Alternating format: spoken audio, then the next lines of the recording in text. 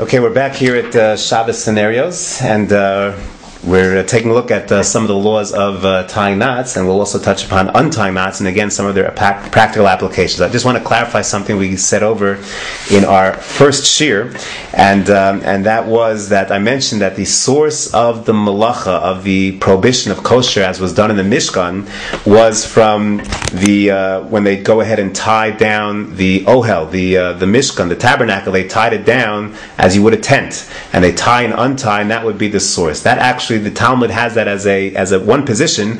Ultimately, the position that's adopted by the Talmud is when they went ahead and captured snails for the sake of the dyes that were used in the Mishkan. They used nets. These were water creatures. They used nets, and sometimes they need a large net, and sometimes they would need a smaller net. When they needed a larger net, they'd take a number of smaller nets and tie them together.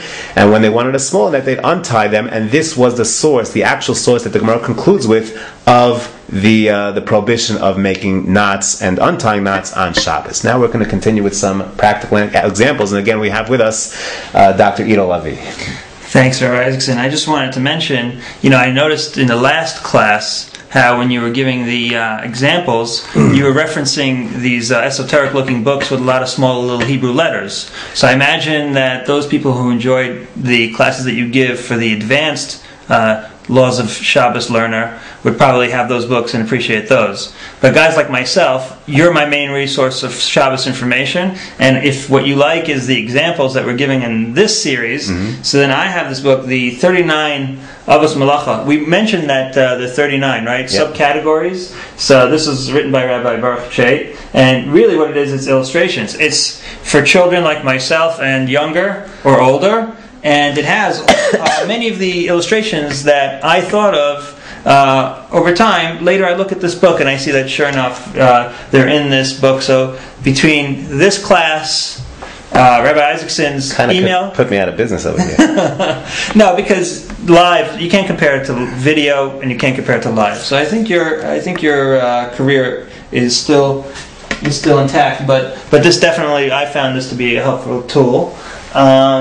Let's start with my tefillin, since they're here. Okay. I seem to carry them everywhere I go. The religious Jewish man doesn't travel too far without their talis and tefillin. Now, as you may not be able to see it on the video, but I do travel quite a bit, so mine's a little travel worn. It's a little embarrassing, but so I'll tell you this. This doesn't have to do so much with tying, but I know that this is my talis. Okay. When I grew up, it used to be more like a scarf, prayer shawl. But I've later found out that it's better if it covers your head and your whole, most of your body.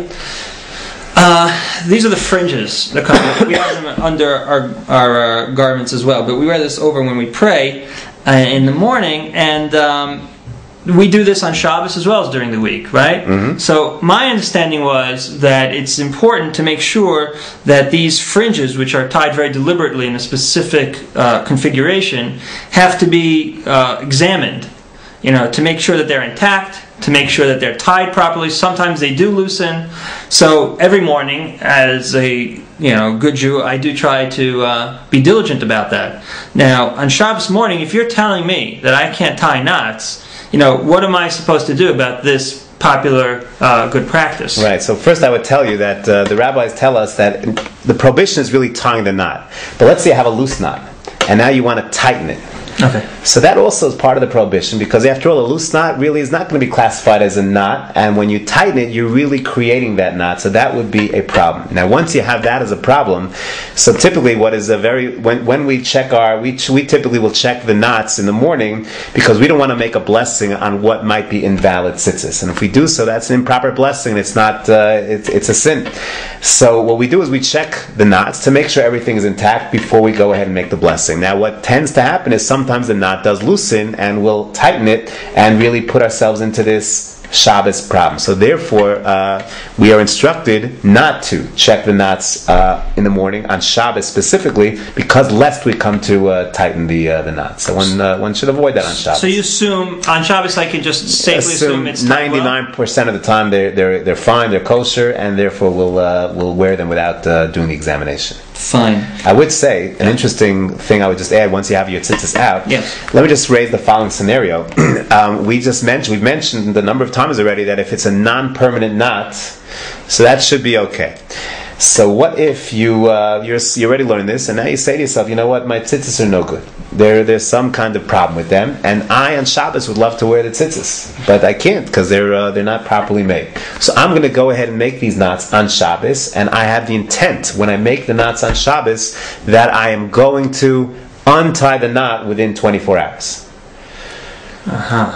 I make the knot. In other words, you have one talus, let's say. One talus. So one prayer shawl, so to speak, and you know that they're not good. You happen to notice or whatever, and then you figure, okay, I'm going to try to make them good just for now. Right. There's no other prohibition in making them. No, let's focus on the prohibition of making knots. So here, the poskim tell us that